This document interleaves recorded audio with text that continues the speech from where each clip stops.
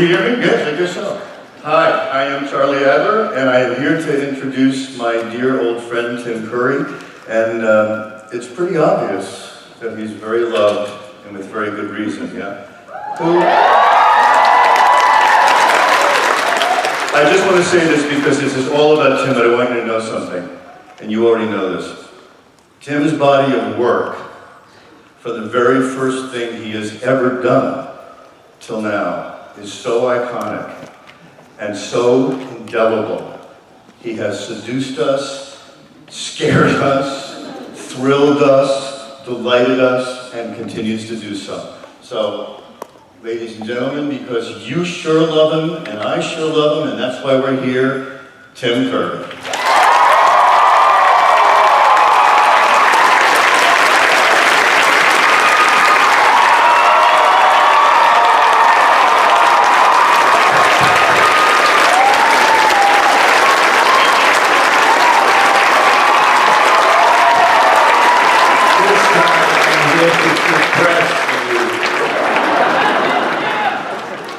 Hardly think so. So guys, we can make it about a lot of goofy things, but I think you're here to show Tim love and to find out things that you really can find out and talk to Tim. So why don't we just start the conversation? Is there a mic set up for questions? Yes, there's a mic set up for questions. Can people line up? Those who want to ask a question line up with Crystal at the center row. I'm just going to start with a special question over here.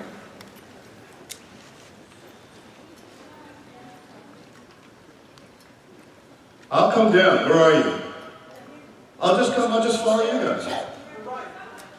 Yeah? You got a mic? Okay.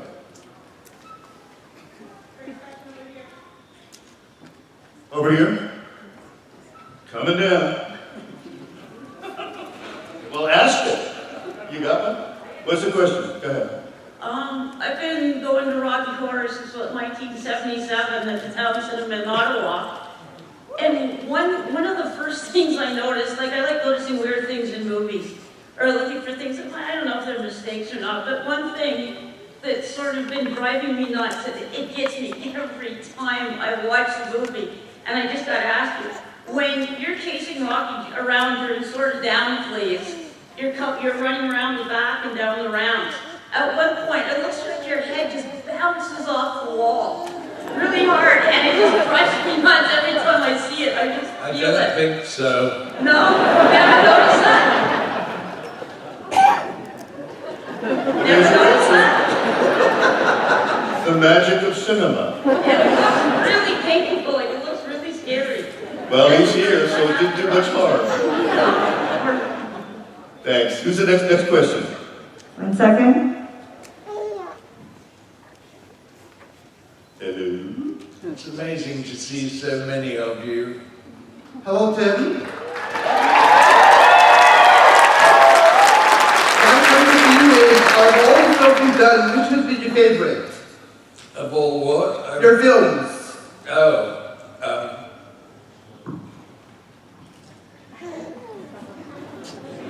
Well, I guess one of them is Clue.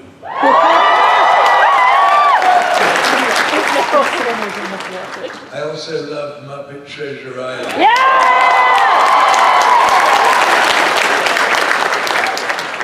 I have a question about Clue. Yeah. Because you're a stage actor, and that's where you started, that film was so theatrical. Did you guys have to back off performance-wise or energetically for film, or did they just let you do the brilliance that we saw? No, we actually rehearsed it quite a lot, which is rare for movies. And of course, you know, my part was about as big as the Bible. It was epic. It was epic. Do you feel though, performance-wise, from the theater to film, that you had to back off somewhat, or was what we saw just a play that was shot? Well, the writer, Jonathan Lynn, I had known for a very long time because we were at high school together. And he was a rather remarkable actor, and he wrote it and directed it. It was utterly brilliant. and he wanted to rehearse because he'd never directed a film before. So how long was the rehearsal? About 2 weeks. Wow, that's intense. It was intense. And brilliantly choreographed. I mean, you were mesmerizing and electric, and it was the final. Well, I loved the cast. Hilarious, right? Eileen Brennan has proved to be one of the funniest people in the world. I think there's an iconic line from Madeline Kahn about flames. Yeah. Flames! Yeah, she improvised that. Now, when she improvised it, because sometimes I look at that and I think, did everybody lose it? Yes. Pretty brilliant. They had to scrape us off the floor. And then it was a difficult editing job. It was brilliant. Flame. She was mad. Mad as art. She was. What's the next question? Anyone? Hello, Mr. Tim Curry. My name is David, and I just want to say it is an honor and a privilege to see you here today. I am a colossal fan of your film, animation, and theater. I was very lucky to see Spamalot. Thank you. In its first week. Anyway, because I'm such a lover of animation and voice work and everything, do you have a favorite animated film or television, or what's your favorite animated job? My favorite animated job was the Wild Thornberrys. Directed by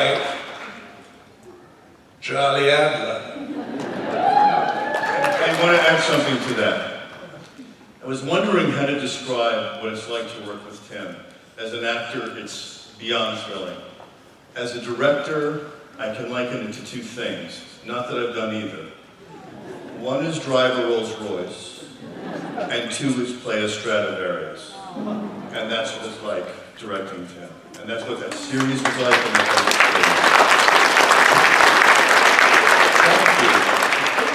what it's It's cool. We first met doing a cartoon of Paddington Bear. Charlie was Paddington Bear. I forget who I was. with evil Mr. Brown. That's right. And you're always trying to off me. I was some kind of very nasty neighbor. That's right, that's what I meant, so 30 years ago, right? It was one of the first cartoons I ever did.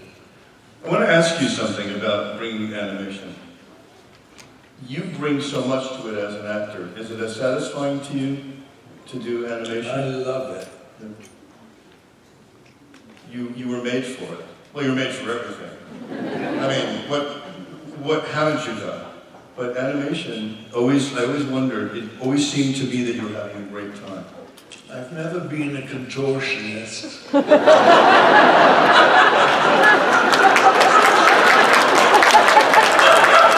Your day is young. But one day I hope to be.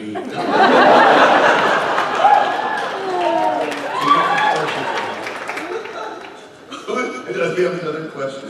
How do you follow that? Yeah, hi. Is this working? Sorry. My name is Malcolm. It's nice to see you, Mr. Tim Curry, and thank you for coming to Toronto. And I just want to also say, you are a legend.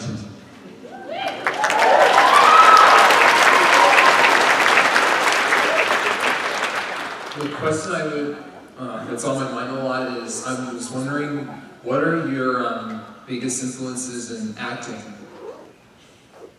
Like, who inspires you most? Alec Guinness.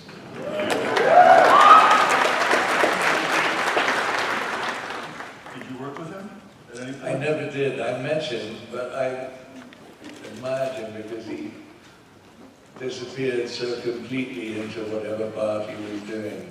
He was astonishing. He used to do a thing where he would get somebody to watch him walking down the street, see if he got recognized. What was the goal to see if he was so The disguised? goal to see was to get away with not being recognized. Because he was so. Because he could disappear so completely. I love that idea. Well, that's you. Yeah, I don't exactly get it. Well, you get recognized, but you do disappear. But you do I disappear. do disappear. I try to. You succeed there. There's it.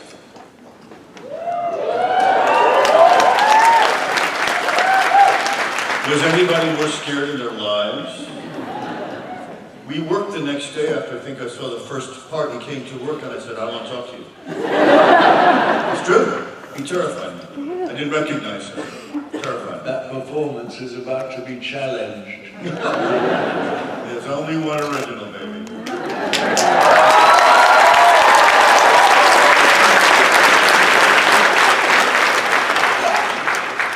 And who's got another question?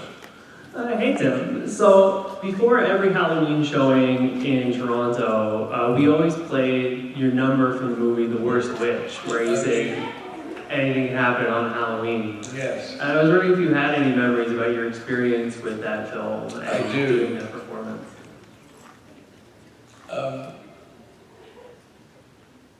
It was a very cold night, and Diana Rigg, who I worship, who played the headmistress of the witches' school, had a bottle of sloe gin under her habit,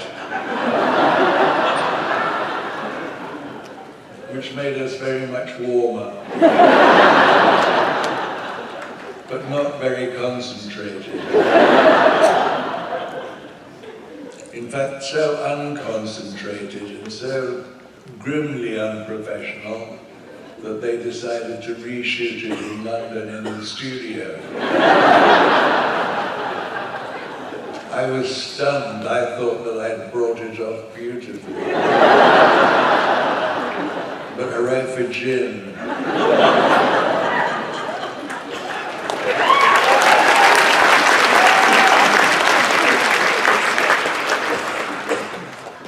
Is there another question?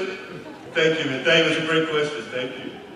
Hello, Mr. Tim Curry. It's a pleasure and an honor, and I'm going to thank you so much from me on behalf of everyone for coming today. I wanted to know if you have any memorable interactions with fans that perhaps come to your mind. If there's any experiences that perhaps you can think of that might stand out from the rest. One or two death threats, which were I was actually stalked for quite a long time by a 250-pound transvestite who was on parole for the murder of his lover. Lovely memory. So that's probably the most interesting one. Not one that I care to repeat. Hi Tim, I just want to say I'm a huge fan. Like myself, Clue is probably my favorite movie by you. It is a movie that my friend and I watch over and over and over again. Big Rattle and Roll is our jam. I just want to know, what advice would you give to young performers and actors? Show up.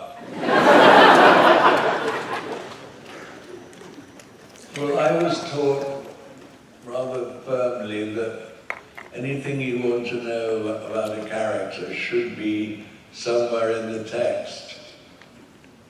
So I read whatever I'm doing very, very thoroughly several times until I get an idea of what I want to do. And then I show up.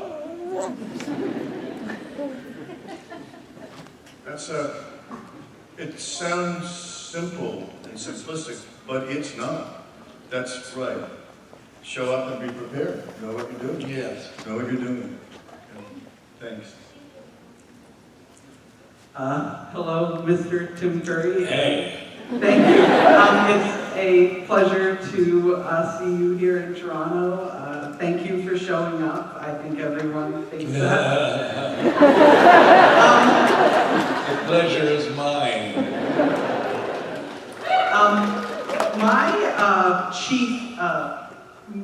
My main introduction to you was actually through video games, and through the video games you've done, you sort of have a wide range from Arl Rendon Howe was one of the first roles I saw you in Dragon Age Origins, and he's fairly subdued. And then you have the complete opposite with Cherdenko from Command & Conquer Red Alert 3, who's completely over the top. I mean, he wants to escape to space, the only place untouched by capitalist hands.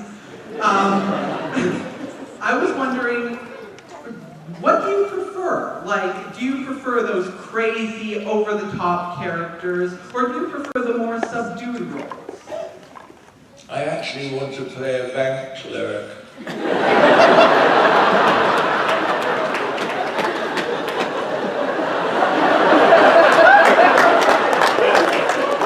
But nobody's given me the opportunity.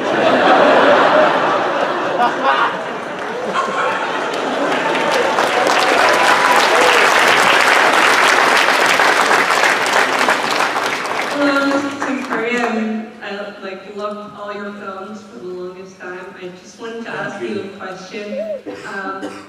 My favorite film, but I think it's one of everyone's favorites, is Home Alone 2. So my question is, when you were filming that movie, how much fun did you actually have with Macaulay Culkin on set? Well, Macaulay was a very nice kid. I liked him a lot. And we filmed it at the Plaza Hotel in New York, and we all had rooms there. And he watched cartoons all night. So he wasn't always in the best shape. But the way that it was shot, because what he actually did was sort of gamble his lines. And Chris Columbus, who directed it, used to get behind the camera and play the other parts. To coach the performance? To coach the performance, yeah. Wow. Great question. You're extremely good. I actually liked him a lot. Macaulay. I have a lot of sympathy for child actors. Most of them don't know what the hell they're doing there. It's true, they suffer for it down the road. Yes, they do. There is a point in it, at the beginning of the movie, this little kid called Georgie is sailing his paper boat down a gutter. And he goes down the drain, and Pennywise is in the drain and grabs it. And Georgie puts his hand down the drain, and I grab it. And I suggest that he joins me and say, down here, we float. And he stopped and said, Jim.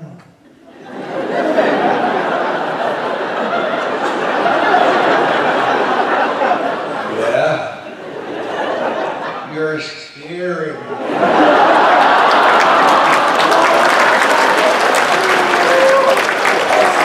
I said, gee, I'm so sorry, but that's what I'm supposed to be doing. And you're supposed to be scared.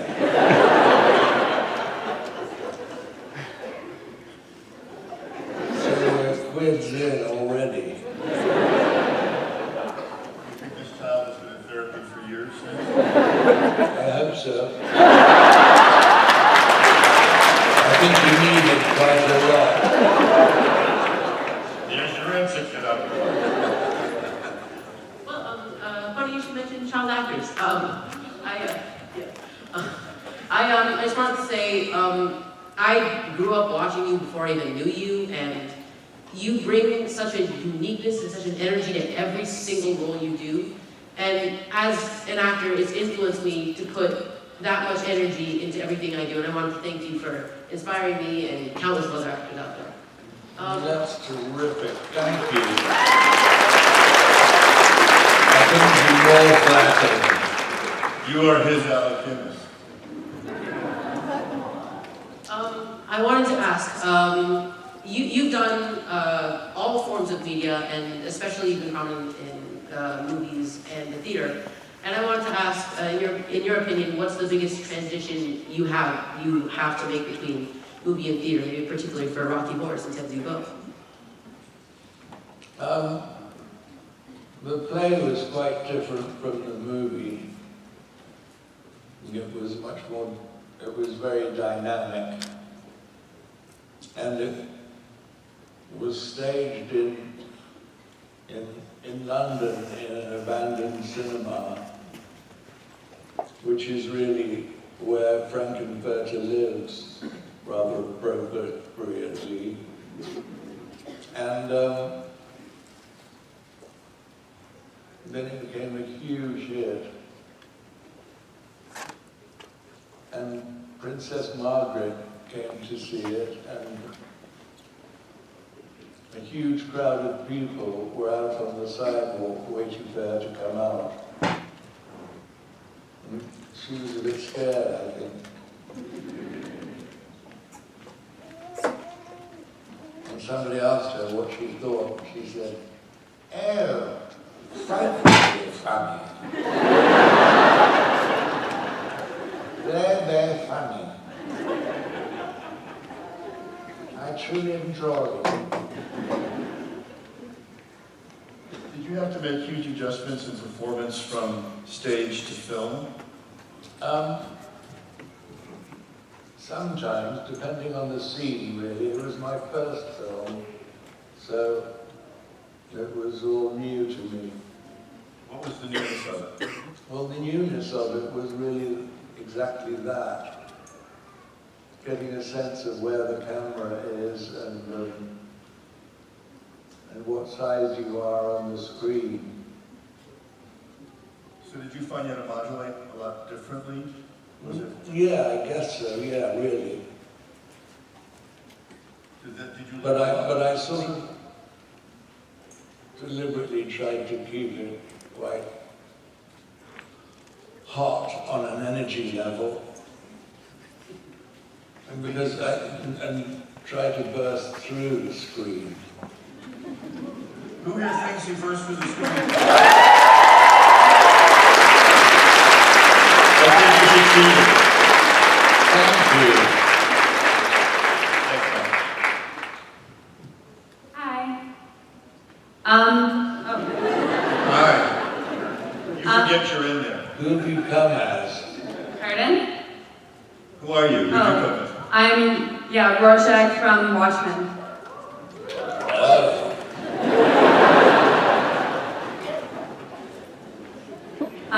My parents raised me on Rocky Horror, how most kids are raised on the Bible.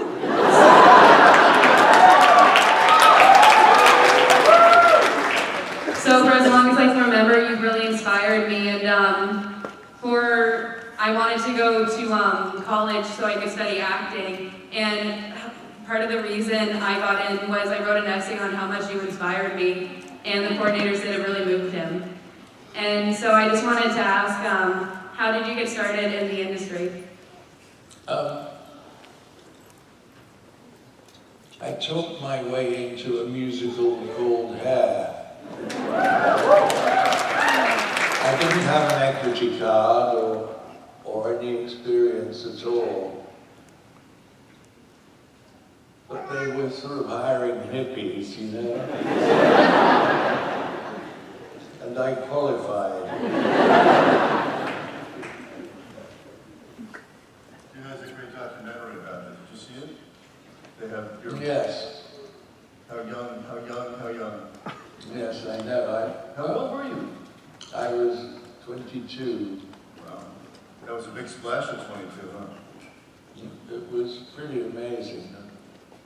So It was a wonderful show to do. Did you do London and then you toured? I did London, and then I was asked to do Paris because I spoke French. And I wanted to, but they wouldn't let me. Because?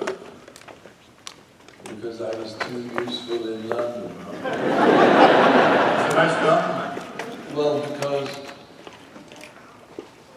so many of the kids in the show would just get doped up to the gills and not show up.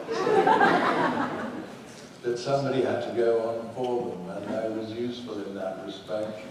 I played practically every part except for the black girl who sings white girl. And I really wanted to play that. And you would have killed it too. Actually, one story about Home Alone 2. The plaza at the time, and I think now, was owned by Donald Trump. And there had been great scandals about him and a girlfriend called Marla Maples. And they did a walk through a scene at one point. And Donald Trump said that he wanted Chris Columbus to meet Marla.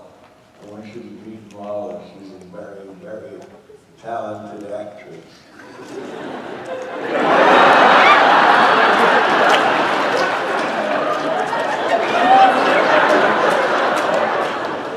And he continued by saying, of course, she's a pain in the ass. But then they all are, aren't they? She must have been a great actress because she pretended to love him for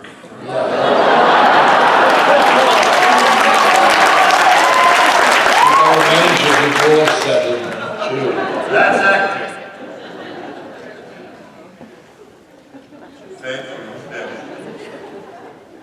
Thank you. Charlie, Tim, how are you?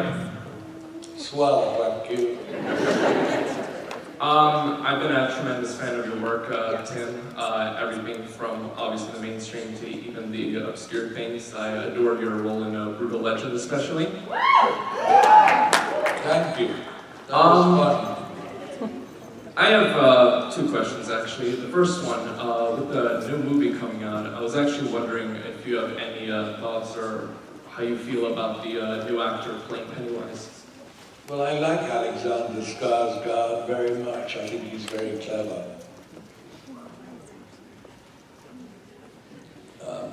It's going to be interesting to see what sort of clown face he puts on. Because it's not an obvious clown face at all. I've seen the trailer and you can't really see him at all. So I'm fascinated to see it. But he's very good.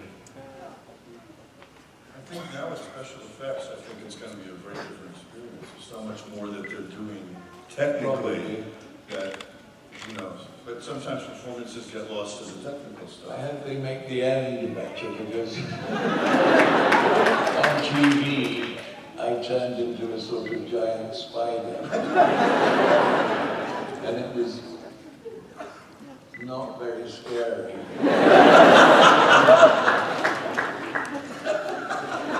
Or convincing.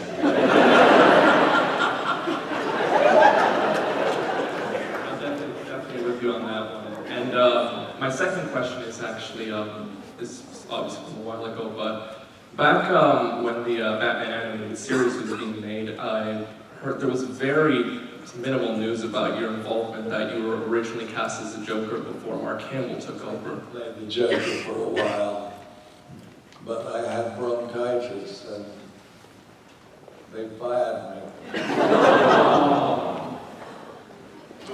and hired Mark Hamill. Life. Showbiz. Can you imagine not waiting for him? For a little antibiotic?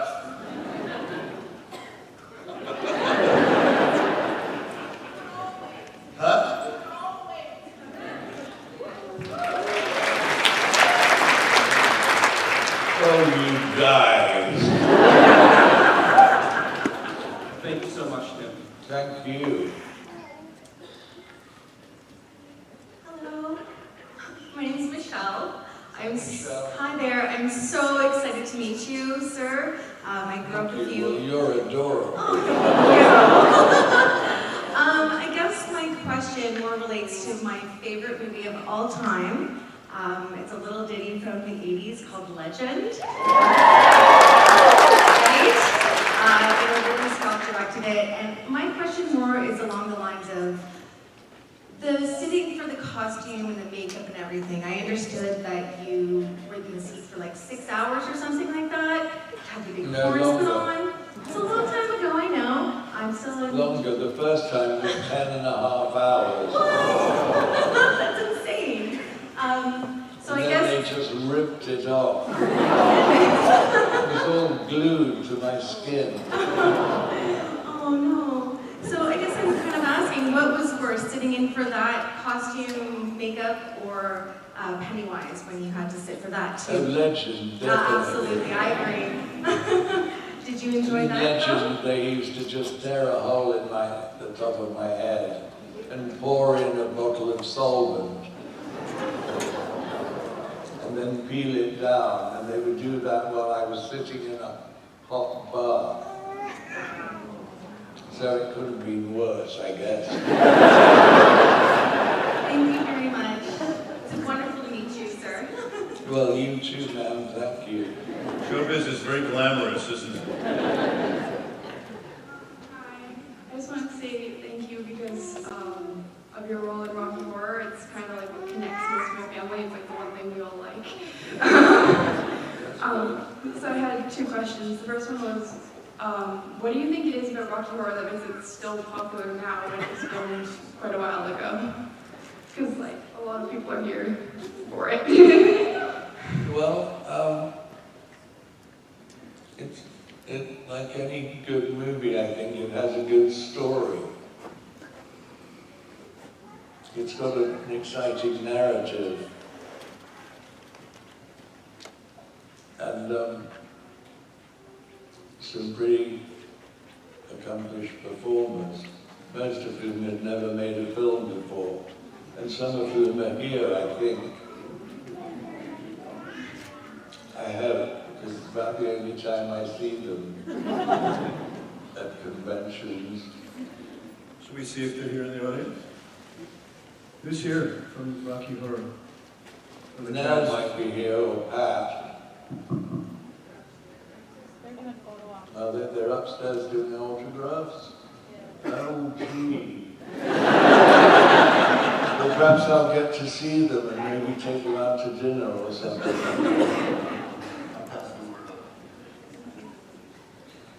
My second question was, I'm going to see Rocky Horror live in Toronto for the first time in a few weeks, so what would be your advice for someone going to see it for the first time? Wear a raincoat.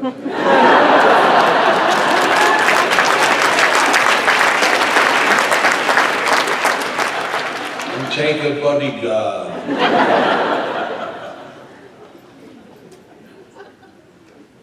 Hiya, Tim. Don't you remember this balloon?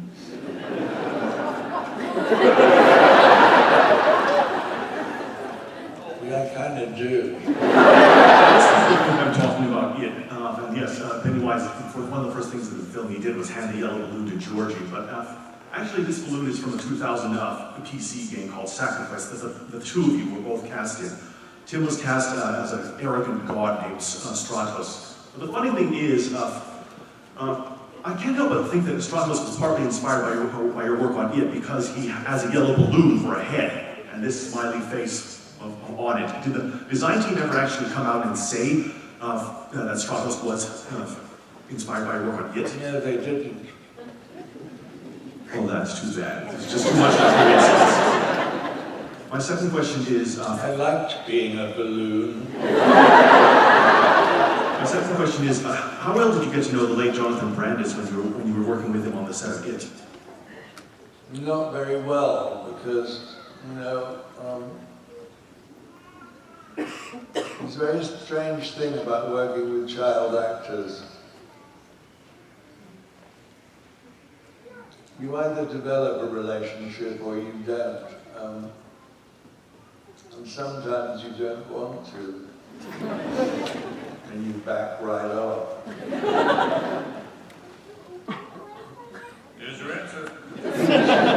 really good, though. Thank you, man. Thank you. Hi. Hello. It's awesome to meet you. My name's Lindsay. It's a very big honor. Lindsay? Lindsay, yes. I've always wanted to ask you, it's a bit of an odd question. Your diction and your voice is so unique and so mastered. Is it something that you've cultivated over the years, or is it just something that you were born with? Well, I think diction is terribly important.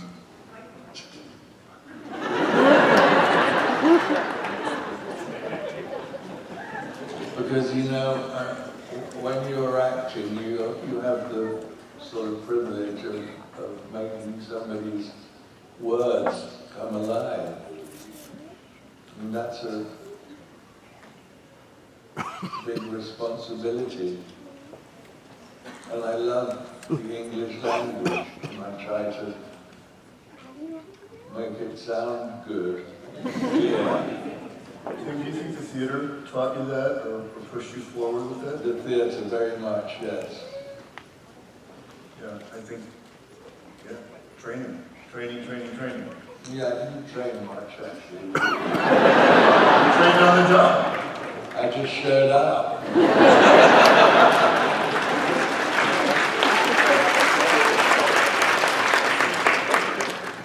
Well, hello. I'm Michael. Hi, Michael. Very nice to meet you. Too, sir. Thank you. I love all of your acting roles, especially because you're able to just become whatever character you play. And so much so that I don't know how much of the character is you and how much is the character. Is there any that you've really just transformed and become a completely different person for? Is there any specific role you can think of that you really transformed? Legend, certainly. Oh, definitely. And the other thing was, is there any specific quote or line from your body of work that is your favorite or most memorable to you?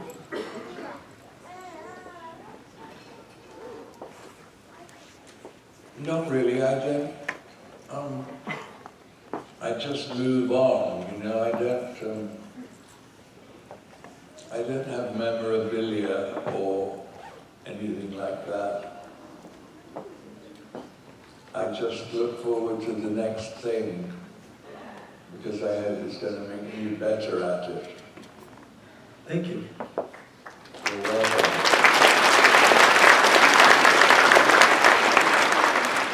Hi Tim, my name is Megan. It's an absolute pleasure to meet you.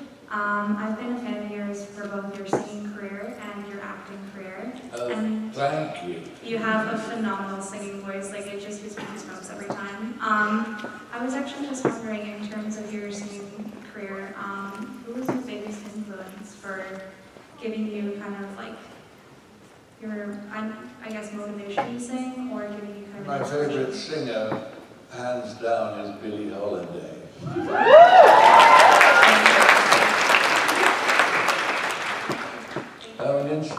Incidentally, The Last Gentleman, the memorable line, I think one of my most memorable lines was one I improvised on Muppet Treasure Island, in which, as Long John Silver, I was supposed to have had an affair with Miss Piggy. And I have a confrontation with her on this island. And she made some kind of lewd remark about my saber or my sword. About the length of my sword. Well, you know, Piggy, I've always said, once you've had pork, you never go back.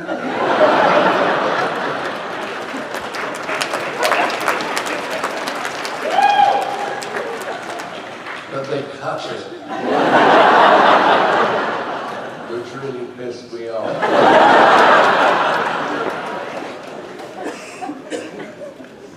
Hello Tim, my name is Jessica. It's such an honor to get to talk to you today. My question for you, before I get to that, actually, I wanted to thank you for inspiring me to get into musical theater and inspiring my best friend Tanner, who's not here. here today, but I want to give him a shout out because when I showed him Rocky Horror for the first time, you were actually an inspiration to come out as a drag queen and go on stage and drag for the first time, and I'm sure the whole drag community wants to thank you for that. You bet. Thank you. Do you tap dance? Oh yes, I do. I actually got, when I was upstairs getting to meet down today, I tap danced for her. Oh, great. Yes, I changed out my heels so they got quite painful. She would love that. She went nuts. It was so nice to get to meet them all today, and you as well. But my question for you is, all of your roles are so iconic, but the ones that really have stuck out to me are the villains, just because villains in general tend to be the most interesting and dimensional characters. They're always the best written. Yes, I find that too. And I was just wondering, as an actor, is there any particular, strategy into getting into character as much as you do for a villainous role, whether it be like Pennywise or something like the serial killer you played in Criminal Minds? No, I think, whatever it is, it's play acting. And I think you have to be able to just pull it on and pull it off, as the actress said to the bishop.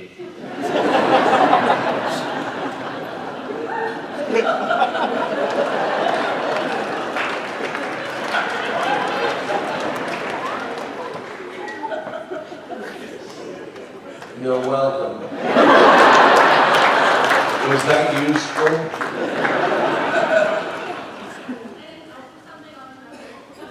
Yeah, just tread lightly around cathedrals.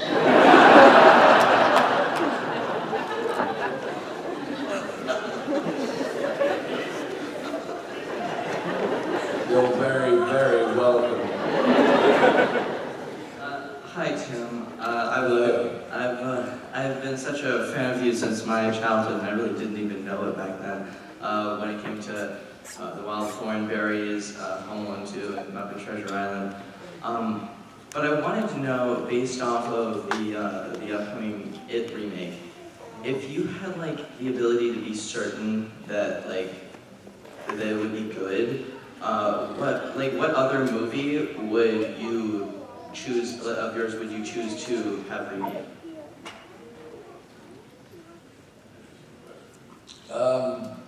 Gee. With other people playing. Yeah, of course. But of course you always hope that you've been definitive in some way. But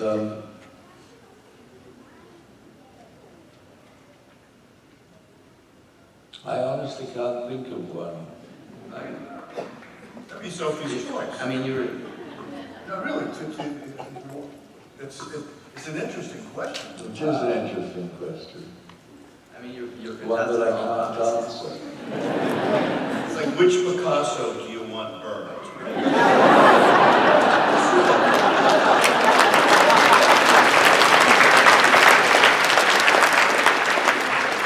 Guys, we have about 10 minutes left, so maybe get as many questions in quickly. Hi, Tim. My name's Taylor. It's great to meet you and to have you here in Toronto. Thank you. Probably my favorite film of yours is a bit of an unusual one when you played Hexxus in FernGully. I was wondering if you had any interesting stories or memories about when you did that movie. Well, I was glad to do it because it was really about being eco-friendly. And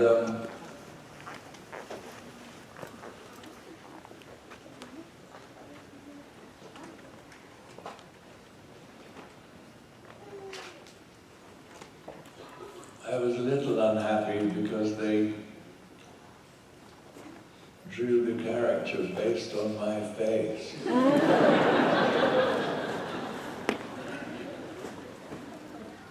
And it wasn't at all kind.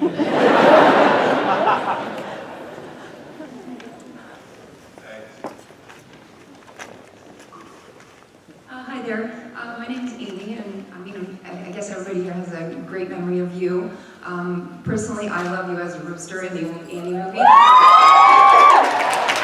Crowing and all that great show that we put on. Our question that we always like to ask is there any special mementos that you kept from, you know, It or Annie or all those classic movies, like anything that you like stole from set or whatever, that's just like a memory piece for you at all? And one or one Nothing. I enjoyed Annie a lot because it was the best musical film I ever did. And it was directed by John Huston, who was extraordinary.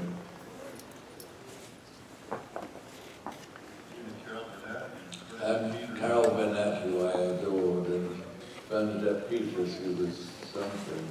You can watch those scenes. I remember us standing next to each other, posing for a poster for the movie, and the photographer said, "Do you have a best side?" to me, and I said, "No, I don't." At least I didn't think I do now, but I didn't then. And Bernadette said, "Well, I do."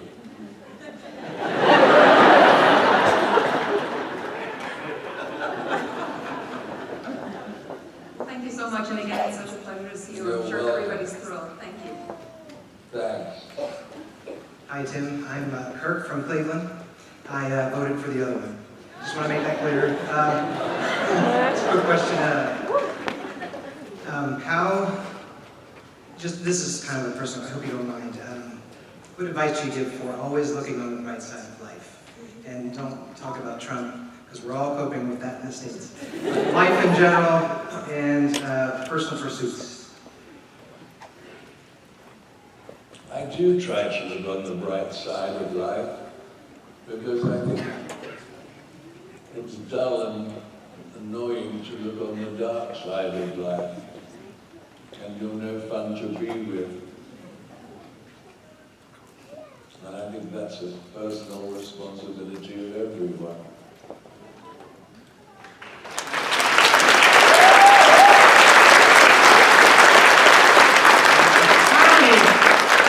It's very good to meet you. You mentioned the scene when it was in the drain. I was wondering, how did they film that scene? Did they use like a prop set or a green screen? They didn't actually put you in a drain, did you? And also, how did you do the American accent for it? Well, I've done American accents several times, mostly in cartoons. I did an American accent for Rooster. And when I met John Huston, I met him at the Sherry Netherlands Hotel in New York. And he said, "So what thoughts have you had about this character?" And I said, "Well, there's a stagehand. I was doing the play Amadeus at the time on Broadway, playing Wolfgang Mozart. And I said, there's a stagehand who's always kind of fidgeting." And he said, "Show me what it was like." So I did it, and he said, yes, that's rather good.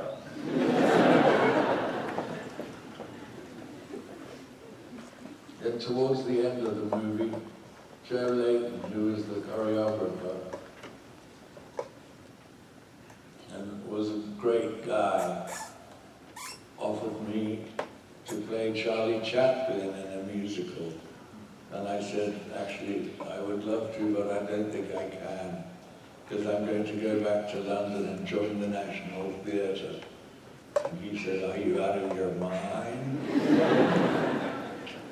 And he told John, he said, "Tim doesn't want to do the Chaplin musical. He's going to go back to England and join the National Theatre." And John said, "That's interesting. It's exactly what Charlie would have done, given the opportunity."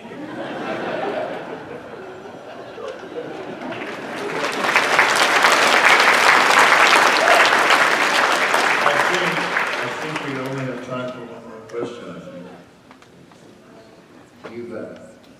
Well, it's an honor being the last person, I guess, for the day. My name is Jordan, and I know it's been said many times, we all love you and your work. Thank you, Jordan. Whenever earlier you narrated it to us a little bit, it literally brought me to tears. Could I potentially hear you say a beep, beep, Richie for me? Say what? Beep, beep, Richie. Beep, beep, Richie.